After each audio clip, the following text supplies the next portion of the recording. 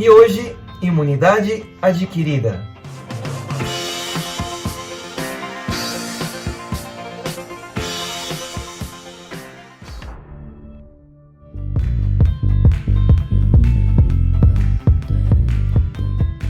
Enfim, aula 5. Esse é o último episódio da nossa revisão. Na próxima aula, entramos efetivamente com os efeitos dos diferentes tipos de exercício. Vamos à nossa aula? Como já sabemos, temos a imunidade inata e a imunidade adquirida. A imunidade inata é também conhecida como natural, pois já nascemos com ela. E ela representa as nossas duas primeiras linhas de defesa: as barreiras naturais e o sistema complemento mais processo inflamatório. Nossa terceira linha de defesa é a imunidade adquirida, também conhecida como adaptativa ou específica. E possui esse nome porque o termo adquirida significa adaptação, isto é, que é preciso um contato prévio com o patógeno ou agente estranho para que a resposta se inicie. Na aula passada, vimos as barreiras naturais mecânicas, microbiológicas e químicas. Aprendemos que se o antígeno ultrapassar a primeira linha de defesa, ele se deparará com a nossa segunda linha. E se a segunda linha não der conta do recado, entrará em ação a terceira linha de defesa, que é a imunidade adquirida. A imunidade adquirida tem como características: sua resposta depende da adaptação fisiológica chamada memória imunológica, isto é, sua ação só ocorre após a primeira exposição do sistema imune ao antígeno. O desenvolvimento da memória imunológica só acontece devido à participação dos linfócitos, mais especificamente os linfócitos T. A imunidade adquirida é muito específica, pois cada anticorpo produzido só reage ao antígeno que lhe deu origem. A atividade da resposta imune adquirida melhora com a exposição. Isso significa que a resposta de defesa no terceiro contato com o patógeno será melhor que a do segundo. Quanto mais contatos ocorrerem, melhor será a organização do sistema imune. Mais eficiente será o mecanismo de defesa. Outra característica marcante da imunidade adquirida é que a construção da memória imunológica e a organização do mecanismo adaptativo de defesa demora alguns dias para acontecer. Vamos recapitular o mecanismo de produção da memória imunológica e dos anticorpos. Vamos lá. O macrófago identifica o antígeno e inicia o processo de fagocitose. O antígeno é então englobado e dentro do fagossoma é degradado. Uma pequena amostra desse antígeno é transportado para a membrana plasmática do fagócito, do macrófago. Essa amostra do antígeno que está na membrana é apresentada ao linfócito T CD4. Então é CD4 porque é o tipo de receptor presente neste linfócito T. O linfócito T irá então identificar essa amostra do antígeno e verificar se realmente trata-se de um elemento estranho, de um corpo estranho. Neste momento, se for um elemento estranho, ele vai ativar 3 vias de defesa. Na verdade, 3 vias de ataque. A melhor defesa é o ataque. Como nosso objetivo é apresentar a produção de anticorpos e da memória imunológica, nós estudaremos apenas a via de ativação do linfócito B. Após o linfócito TCD4 identificar o antígeno como estranho, o mesmo produzirá uma citocina chamada interleucina 12, que provocará a sua multiplicação. Ao mesmo tempo, irá acontecer a formação das células de memória. Então, chegamos a um ponto-chave da aula de hoje. TCD4 identifica aquela amostra do antígeno degradado como corpo estranho. Aí ele libera uma citocina chamada IL-12, interleucina 12. Essa citocina estimula a sua multiplicação, ao mesmo tempo que cria a célula de memória, ok? Então aqui, a amostra da proteína oriunda do antígeno do corpo estranho vai ficar aqui marcada na célula de memória. Em seguida, secretará outra citocina, a interferon gama. Essa citocina ativa o linfócito B. Essa ativação representa o aumento da sensibilidade ao antígeno. Então, ele reconhece o antígeno com mais facilidade. A citocina interferon gama também estimulará a diferenciação do linfócito B em plasmócito. Esse irá produzir os anticorpos e projetá-los na sua membrana. Em seguida, esses anticorpos serão liberados na corrente sanguínea e ou no tecido. Vale lembrar que esses anticorpos foram produzidos baseado naquela amostra do antígeno degradado. Logo, esses anticorpos apresentam afinidade apenas para esse tipo de antígeno, aquele que deu origem à sua criação.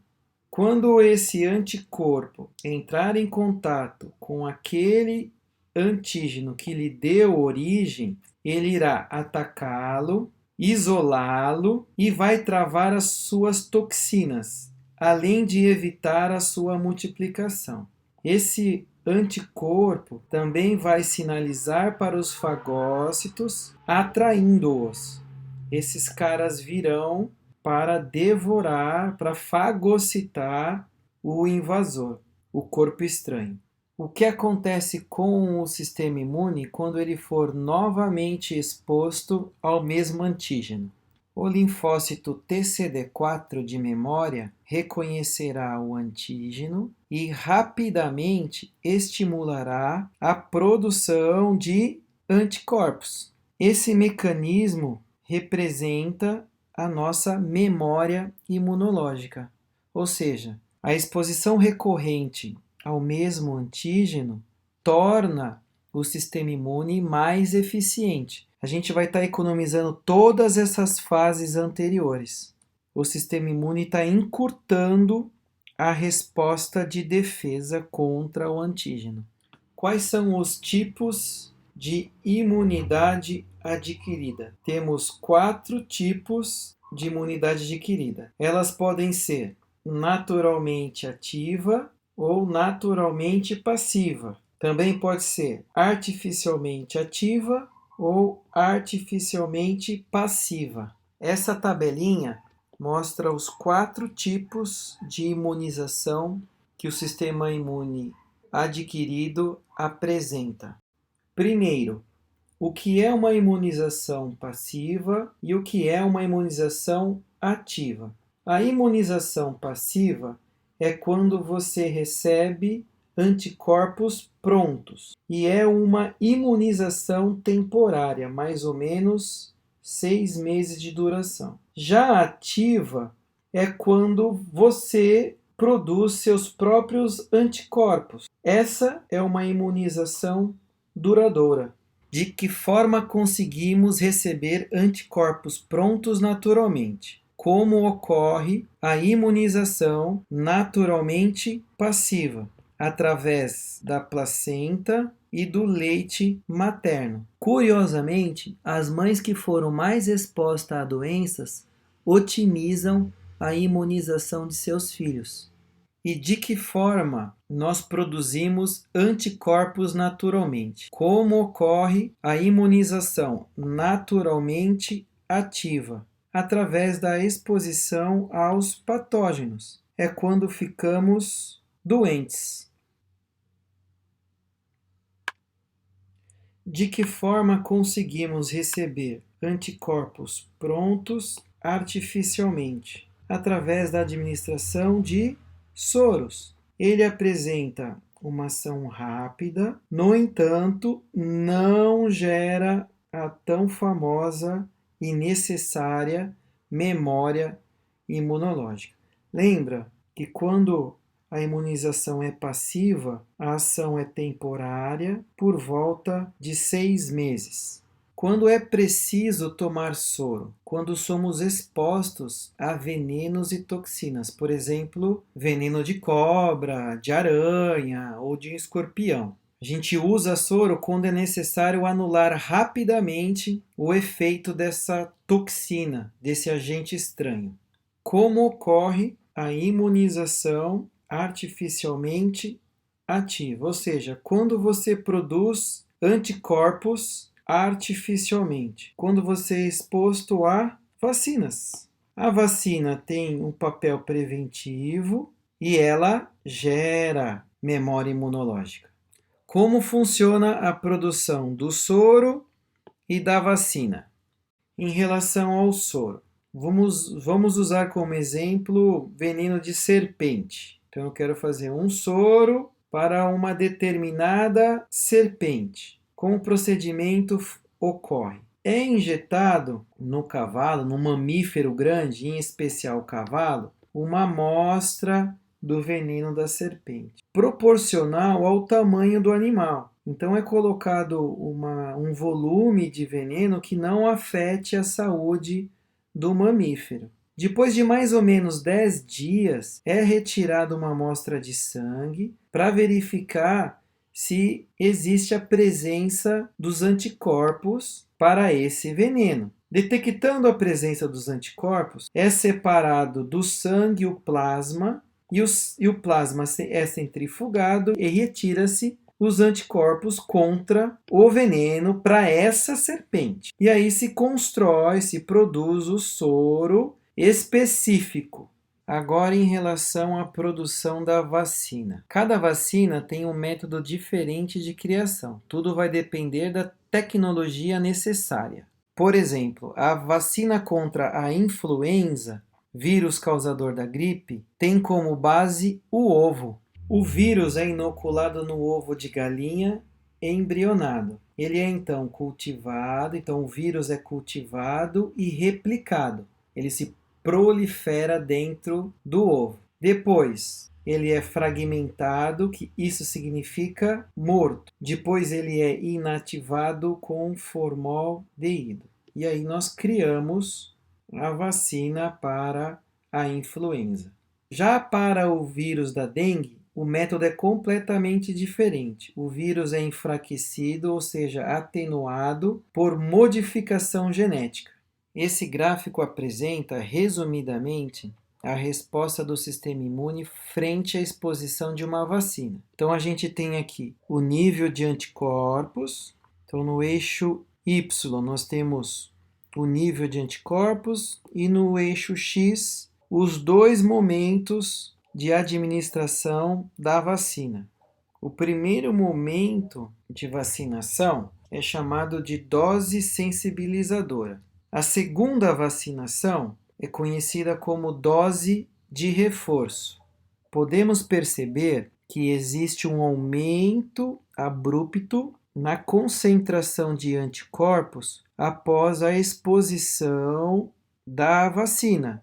Contudo, na segunda exposição ao patógeno, ocorre um aumento abrupto, um aumento bem acentuado nos níveis de anticorpos. Esse comportamento demonstra que quanto mais contato com o patógeno, melhor será a resposta e organização do sistema imune, mais eficiente será o mecanismo de defesa.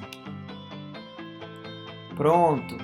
revisamos todo o conteúdo necessário para dar suporte à próxima fase do nosso módulo, que é estudar o efeito dos diferentes exercícios físicos sob o sistema imune.